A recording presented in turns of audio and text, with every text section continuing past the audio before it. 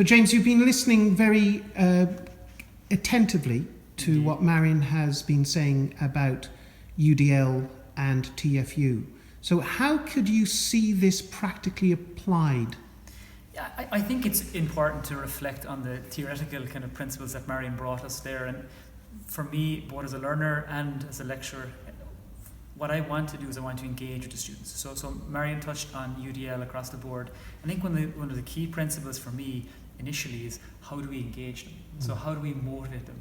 And firstly, we need to know that they are motivated to learn. And that brings us back to how do we tap into their particular strengths. And it really is very important for us not just to be sitting at the top of the room and lecturing and seeing, I suppose, ourselves as the lecturer, as the gatekeeper.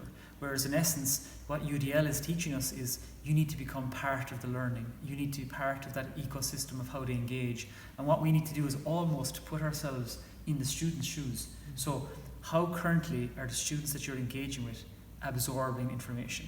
And if we think very practically, if we think of the digital natives that you have in your classroom or in your lecture right now, they probably were born when technology was there versus when we were around. And I think it's very important to reflect on that point because they're very comfortable using the technology. That's not to say that they know and understand how to use the technology in an educational capacity.